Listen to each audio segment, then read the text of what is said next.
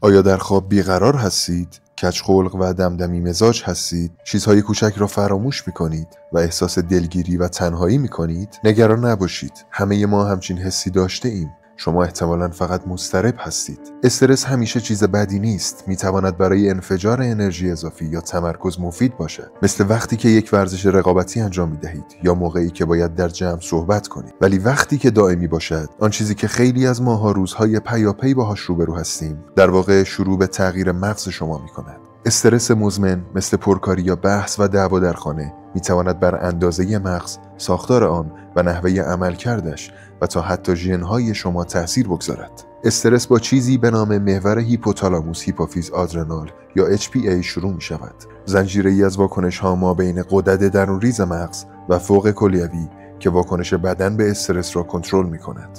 وقتی مغز شما یک وضعیت استرس آور را تشخیص می دهد، محور HPA شما فوراً فعال می شود و هورمونی به نام کورتیزول را آزاد می کند که بدن شما را برای عمل فوری آماده می کند. اما سطح بالای کورتیزول در مدت زمان طولانی به مغز شما آسیب جدی میزند. به عنوان نمونه، استرس مزمن میزان فعالیت و تعداد ارتباطات عصبی در آمیگدال را بالا میبرد. مرکز ترس مغز و هرچه سطح کورتیزول بالاتر میرود، سیگنال‌های الکتریکی در هیپوکامپس، قسمتی از مغز که با یادگیری، حافظه و کنترل استرس مرتبط است، تحلیل میرود.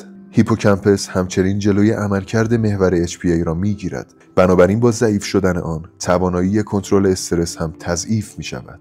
البته این همه ماجرا نیست. کورتیزول می تواند به معنای واقعی کلمه سبب کوچک شدن اندازه مغزتان شود. مقدار زیاد آن منجر به از دست دادن ارتباط سیناپسی بین نورون‌ها و کوچک شدن قشر جلوی مغز شما شود. قسمتی از مغز که رفتارهایی مانند تمرکز، تصمیم گیری، قضاوت و روابط اجتماعی را تنظیم می کند. همچنین موجب می شود که تعداد کمتری از سلول مغز جدید در هیپوکامپس ایجاد شود. این یعنی اینکه اضطراب مزمن ممکن است یادگیری و به خاطر آوردن چیزها را سخت‌تر کند و همچنین زمینه را برای مشکلات ذهنی جدی‌تر مانند افسردگی و نهایتاً آلزایمر را فراهم کند. آثار استرس ممکن است به تدریج به سطح DNA مغز هم برسد.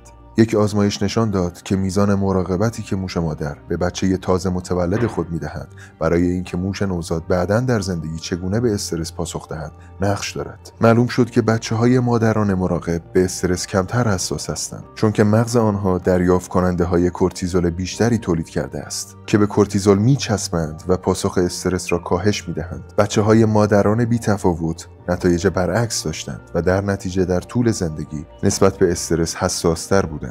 اینها تغییرات اپیژنتیک به حساب می‌آیند، به این معنی که بدون تغییر مسیر کد ژنتیکی بر نوع ژن‌هایی که بروز می‌کنند اثر می‌گذارند. اما اگر جای مادران عوض شود، این تغییرات قابل بازگشت هستند. اما نتیجه تعجب‌آور این بود که تغییرات اپیژنتیک ایجاد شده توسط یک موش مادر به نسل زیادی بعد از او منتقل می‌شود. به عبارت دیگر، نتایج این کنش‌ها وراثتی بوده است. البته همه‌اش خبر بد نیست. روش‌های بسیاری وجود دارد تا کاری که کورتیزول بر مغزتان کرده است را برعکس کند. قوی‌ترین اسلحه ورزش و مراقبه است که شامل نفس کشیدن عمیق است و هوشیار و متمرکز بودن بر آنچه در اطرافتان می‌گذرد. هر دوی این فعالیت‌ها استرس را کاهش و اندازه هیپوکامپس را افزایش می‌دهد و در نتیجه حافظه‌تان را بهبود می‌بخشد. پس در مقابل فشار زندگی روزمره احساس شکست نکنید. اضطرابتان را کنترل کنید قبل از اینکه او شما را کنترل کند.